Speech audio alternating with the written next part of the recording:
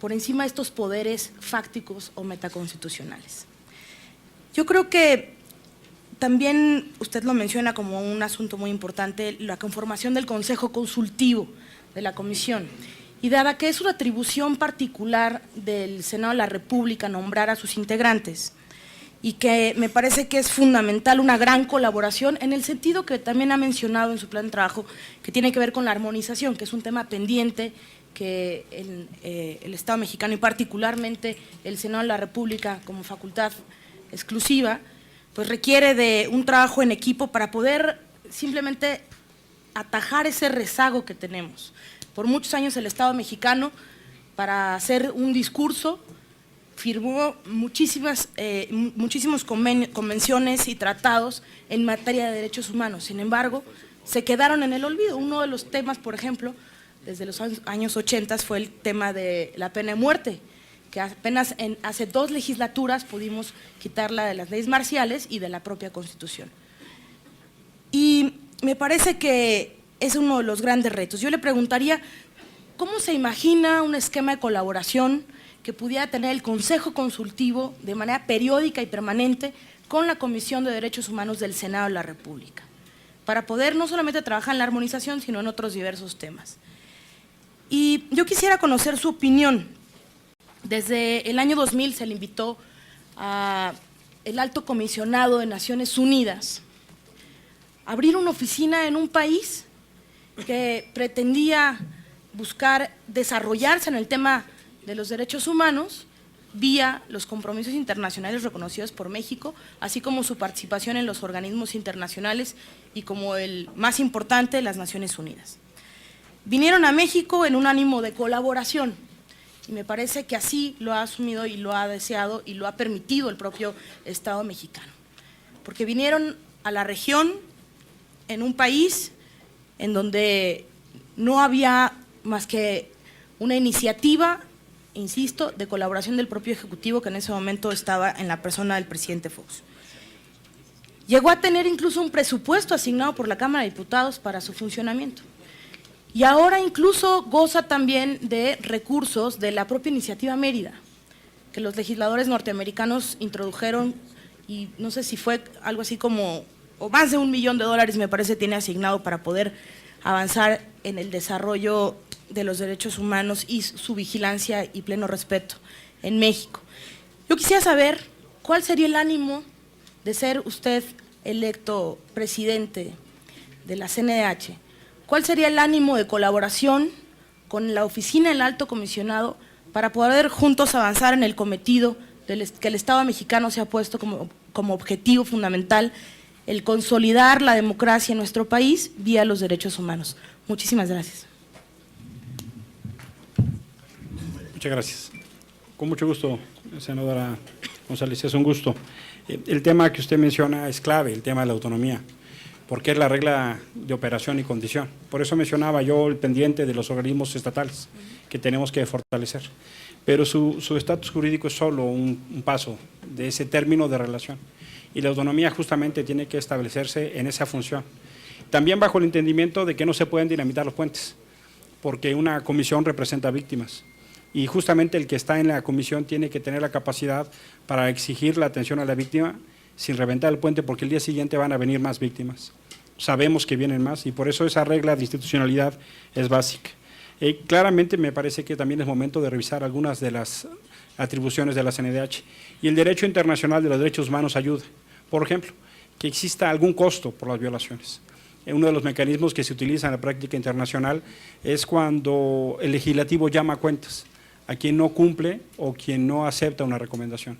De manera que el legislativo que nombró al titular de la comisión esté pendiente de esa señal. Eso ya se utiliza en la práctica internacional, por ejemplo, en la Comisión Interamericana de Derechos Humanos.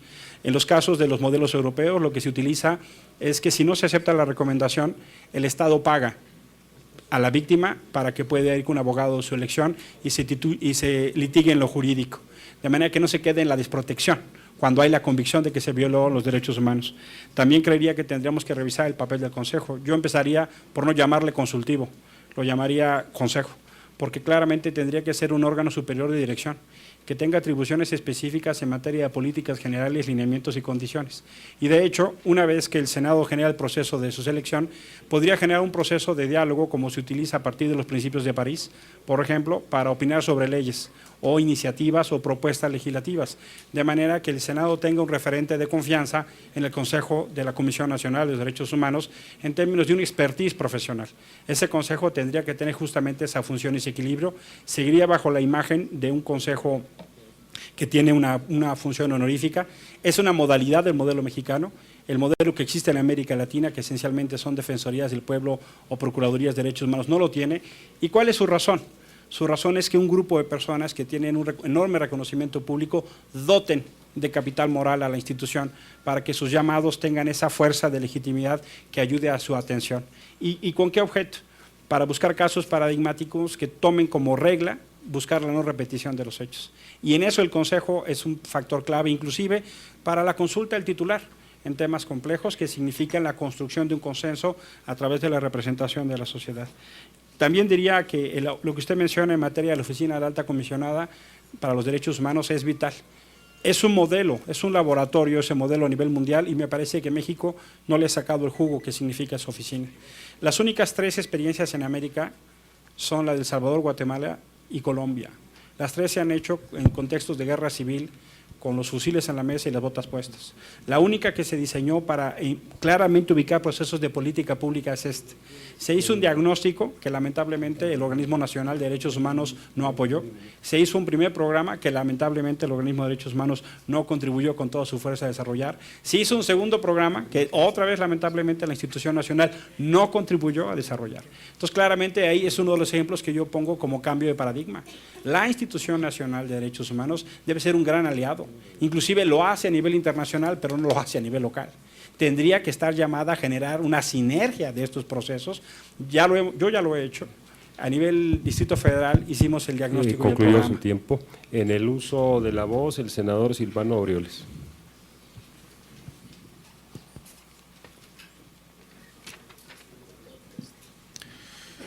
Muchas gracias, presidente. Don Emilio, de leer los puntos de la propuesta surgen muchas interrogantes, pero yo quisiera hacer una pregunta general. Para mí hay una serie de razones de preocupación reciente con el papel que viene jugando la Comisión Nacional de Derechos Humanos, que sin duda debiera ser la propia Comisión pues, un referente, o debe de ser un referente, pues del grado de consolidación de la democracia y de la impartición de justicia en el país. Sin embargo, la percepción que yo tengo, y parece ser que la comparten alguien más, es que la Comisión Nacional ha perdido liderazgo, que ha habido una caída en su proactividad en defensa de los derechos humanos y en cumplir con el papel que tiene asignado en la ley y en la propia Constitución.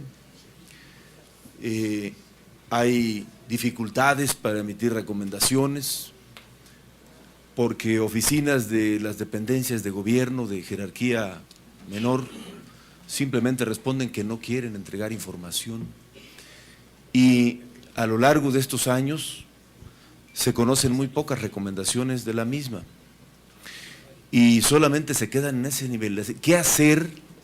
¿Qué requiere la Comisión Nacional de Derechos Humanos para cumplir cabalmente, primero con una expectativa que tiene la sociedad del papel de la Comisión y segundo con las tareas que tiene asignadas en la ley, en la propia Constitución, insisto?